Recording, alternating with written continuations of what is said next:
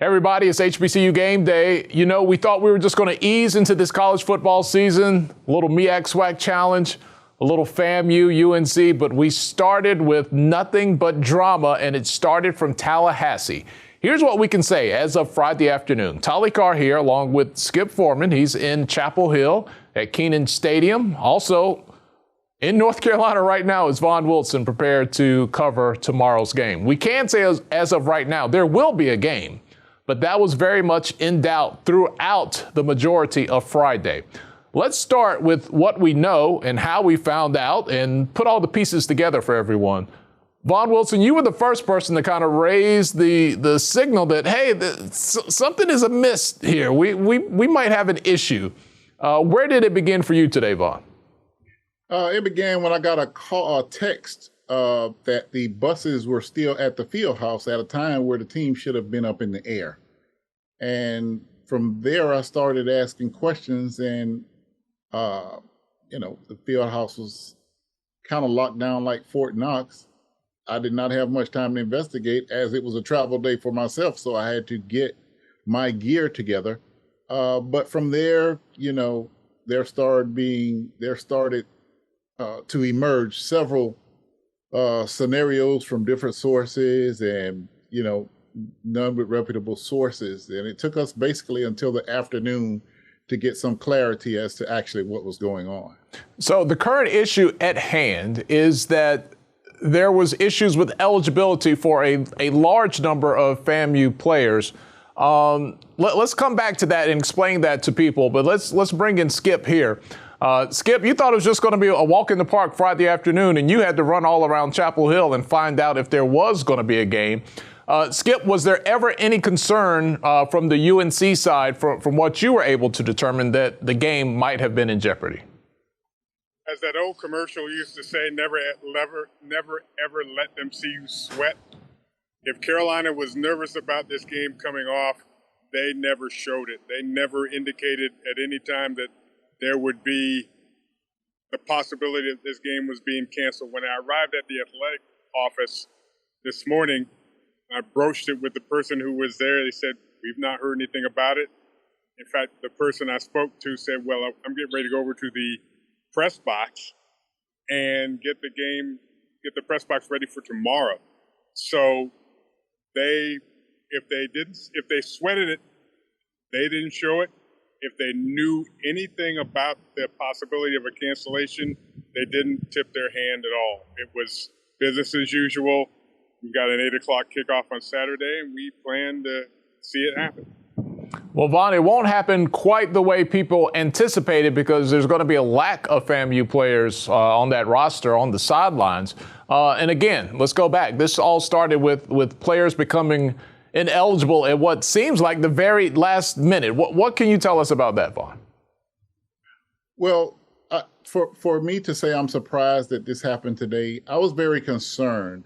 With the exit of FAMU's immediate prior athletic director, Courtney Gaucher, several of the staff members he brought in, when he left, they left as well. And even before he left, some key pieces, Kentrell Kearney, who is very well known, he worked at the MEAC office. He is a guru for NCAA compliance. Was glad that he was at FAMU to help get things straight. But once he departed, I had an uneasiness about which direction we were going, because you need to replace a person with that caliber of expertise on NCAA certification with another person with that level of expertise. The problem is the season was approaching and certifications had to be done. And without that person in, handing that over to other people to do, it was just, obviously it showed today that is too much of a task for a team of 100-something guys to certify. So it comes down to compliance issues, like literally. And if you don't know, just kind of tell us what you do know to be true. I mean, was this literally discovered like this morning, late last night, like within the last 24 hours? According to sources, it happened, the final tally came in within the last 24 hours. And I can imagine that Coach Willie Simmons was shook to his core, because literally right before the start of the football season in 2004. He had transferred as a graduate transfer from Clemson. So just a couple of weeks before the season, FAMU had applied for and been granted access to FBS division. At that time, Willie Simmons immediately became eligible. He had been practicing with the team all summer. Coach Billy Joe was excited about having him there. Coach Billy Joe thought he had a stick of a team. And all of a sudden, right before the season, Coach Billy Joe has to bring Willie Simmons in and say, hey, you're not eligible to play with us this year because we're now FBS, which means you can't transfer from FBS to FBS and play immediately. Wow. All right. The current players that will be playing were a little upset from what I understand. We'll talk about that in a second. Let me go over here back to Skip. Skip, this is going to be it was already an undermanned FAMU team coming in, seeing that they were playing up against a Power 5 school from the ACC in North Carolina. We can't even begin to imagine how you would describe the level of how they are undermanned now. We had a chance to talk to Coach Bill Hayes, Lute Williams, that interview you can see on YouTube. He really spoke highly about Coach Mack Brown and things that Coach Brown has done for HBCUs in the past, just to his good-natured heart, with his ability to contribute resources and things of the like. This is kind of a precarious situation. Like, he doesn't want to. They have to play the game. He's not going to want to go out there and beat up an undermanned FAMU team, I would imagine, Skip. Your thoughts there? You're right. This is a precarious position for Carolina and Mack Brown. First, they were picked in the top 10 last year. They barely managed to get to 500. They lost their star quarterback to an early departure. They're thinking we have to make a presentation. We have to make a showing this year that last year was an aberration. We're better than that. They're starting fresh. They want to make an impression. Granted, that first impression is going to be against Florida A&M, which might not tell them a lot. But now you've got a Florida A&M team that's been, to a degree, decimated by the decisions regarding eligibility for upwards of 20 players. Being undermanned is one thing. Being undermanned and short-staffed is going to make for a very long night. That's not going to be a lot of fun when you have to ask guys to play longer than they might, and you sort of have to keep your fingers, toes, and eyes crossed that nobody, and I mean nobody, gets hurt. Offensive line, if I'm hearing correctly, is down to 7 people. If that's the case, they can't have an injury on the offensive line, because if there's a next man up, that's the last man up. It's not like they've got a full complement of people that can send that on the field. It's going to be a challenge. It was a challenge before today. It's a bigger challenge now. Vaughn, let's go back to the kids that are playing. From your understanding, now what I've heard, and there's just been a lot of information circulating today, and we're trying to clarify what's true, what we know to be true, what might be a gray area. Is it your understanding that those players were a little upset and their concerns might have been the driving force about why FAMU potentially was not even going to make the trip to Chapel Hill? Well, I talked to someone in FAMU athletics, and besides the kids proclaiming it, Florida A&M University or Florida A&M Athletics never said the game would not be played. So, you know, it's a social media world where kids can run off and say some things, and it gets out worldwide. But Florida A&M or Florida A&M Athletics never proclaimed that the game would not be played. There is some disappointment and some discord going on because, you know, you work out with your guys all summer and all spring, and that's who you want to go to battle with. And if you're going to shock the world, you feel like you have to have all of the parts there. So obviously from this news that has come out, FAMU will be a little shorthanded. We don't know exactly what that looks like yet. Probably, I'm sure that Coach Simmons will not discuss that before the game. He's going to put his guys out there, and you'll see who's the starter. Probably as a courtesy to the University of North Carolina, they'll probably change their depth charts with them, but publicly, probably not so much. So, Vaughn, one of the names, probably the name people are going to think about, and I don't anticipate that you know this, but we can at least acknowledge it as people watch this. They're probably screaming at the TV. What about Isaiah Land? He's somebody who definitely has NFL potential. This could be a game where even if FAMU were not to win the game, he could showcase his abilities. Do you think that changes if he is playing? Do you think this makes it tougher for him? I don't know. What are your thoughts there about Isaiah? One thing we pride ourselves on HBCU Game Day is being ethical. And the fact that I do not know, I do not want to speculate on that. I have no tips, no clues, no confirmations. So I would not want to get into the personnel issue until we get official word. You know, just like I said, before anything became confirmed, there were 10,000 scenarios out there in cyberspace. So I don't have that direct information at this time. I did talk briefly to Coach Simmons as he was going through security check. He sounded a combination of frustrated but upbeat. You know, he's going to Chapel Hill.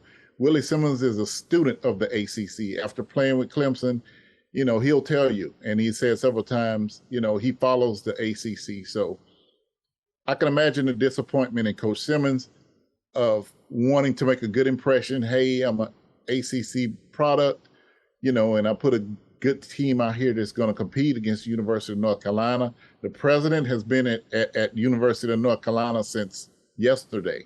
They were doing events on campus today. The Marching 100 sent a drum major and a choreographer up to North Carolina for the joint band performance. So FAMU is all in on this game.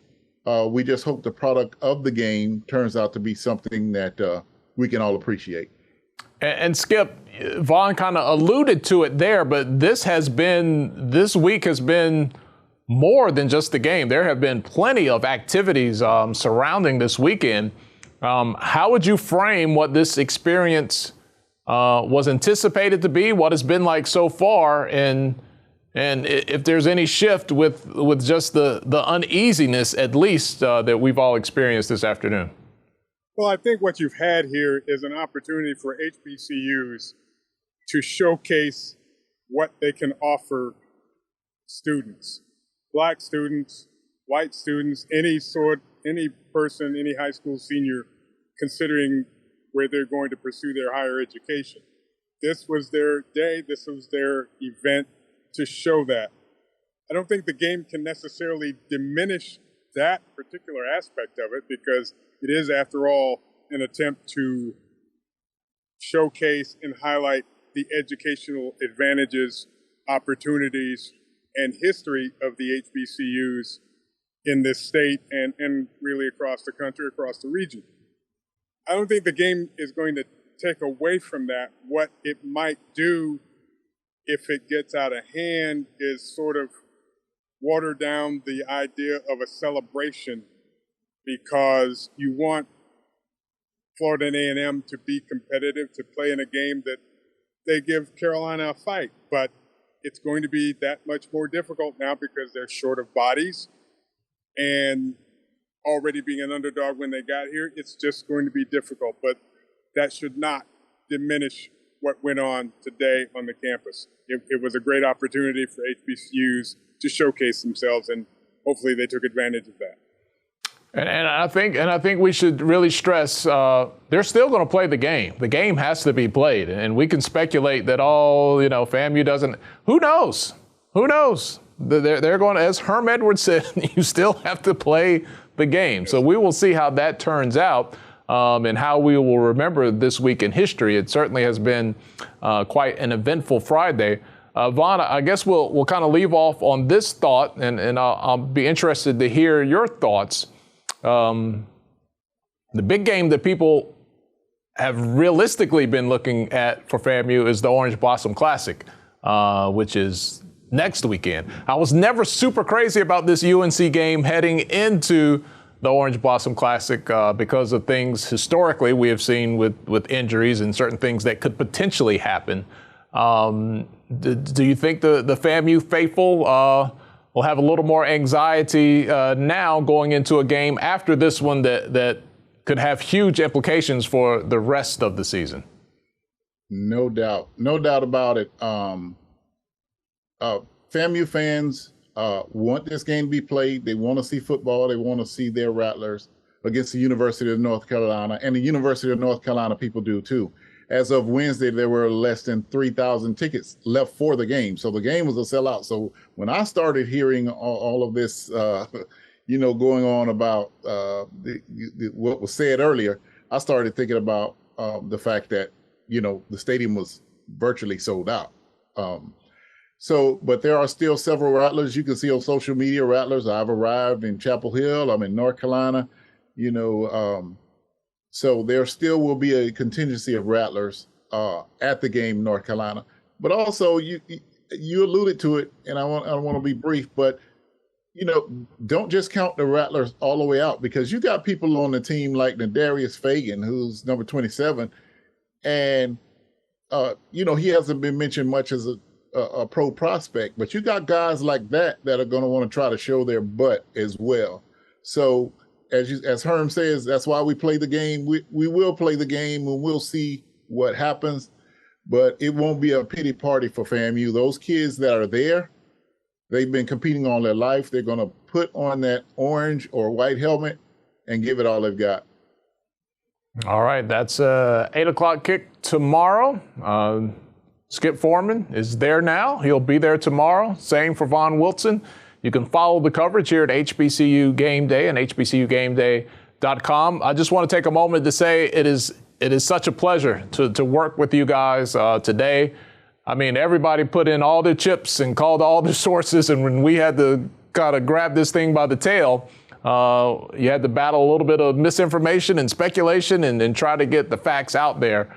And to work alongside you guys to finally get this story back in the middle of the road. It was a great journalism Friday, no matter the outcome of the story and how people may feel about it personally. So a big thank you to you guys for all the work that you put in today. All right, thanks, Tolly. All right. Thank you. For Skip, for Vaughn, I'm Tolly. We'll see you guys later this weekend. Have a great one.